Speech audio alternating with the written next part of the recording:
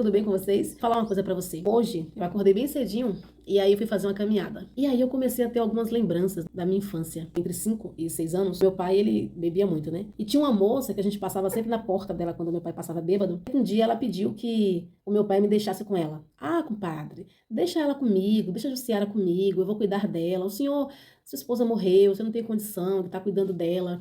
Aqui ela vai poder estar sendo bem tratada, bem cuidada. E o meu pai foi convencido por aquela mulher que seria o melhor realmente me dar pra ela. Era muito ruim viver com meu pai, sabe? Pro meu pai beber, muito por sinal, né? Meu pai era um alcoólatra da gema. Então, naquele momento ali, o meu pai achou que seria o melhor fazer e me deu pra aquela mulher, com a promessa de que eu seria muito bem tratada, já que eu vivia ali à toa com meu pai pra cima e pra baixo, né? Então, passei a morar com essa mulher. Eu tinha um problema. Devido a fatores emocionais, eu fazia xixi na cama. E quando eu fui morar lá, eu comecei a fazer xixi na cama ainda mais. Acho que pelo medo, tudo novo. Eu lembro que quando eu acordei pela manhã, quando ela foi forrar minha cama lá, pegou aquele montoado de lençol e começou a esfregar no meu rosto, assim, com muita severidade.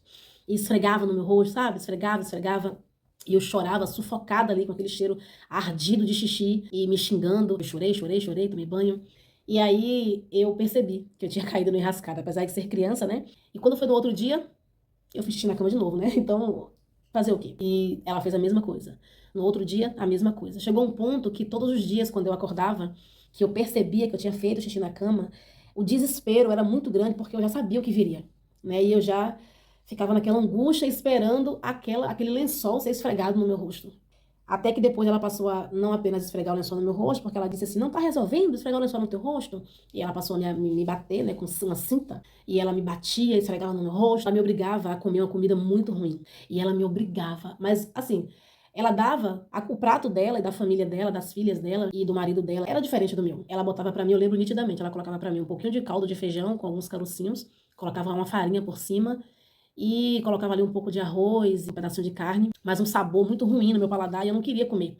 O que ela fazia? Me batia novamente para me obrigar a comer. E eu era obrigada a comer debaixo de porrada uma comida que eu comia enguiando, porque era muito ruim ao meu paladar. Aí, em outros momentos, ela ia chupar laranja e ela pegava uma bacinha assim, ó, ela colocava ali umas 10 laranjas, sentava ali com as filhas e eu sentava próximo, e ali ela começava a descascar ali para poder chupar laranja.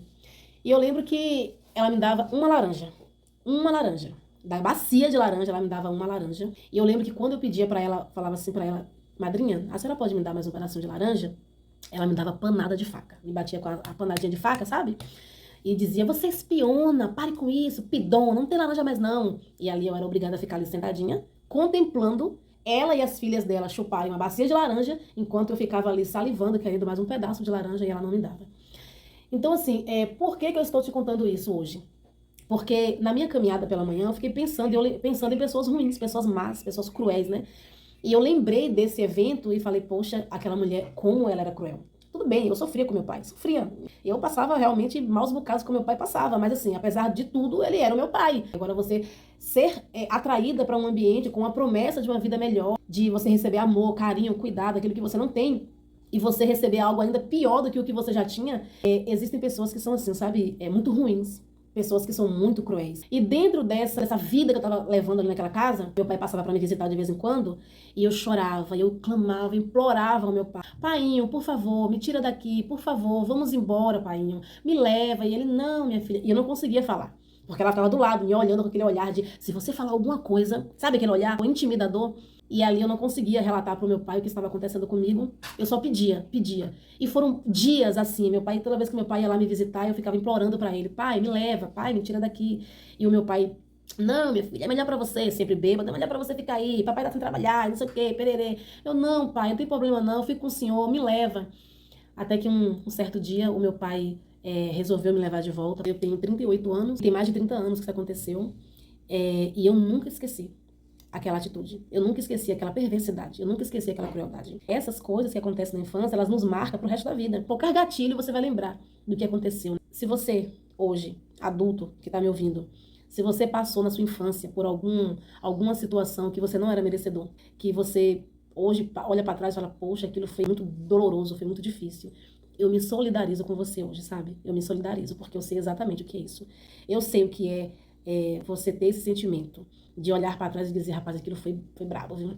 Ao mesmo tempo que a gente agradece a Deus, né? Agradece a Deus por ter sobrevivido a tudo isso.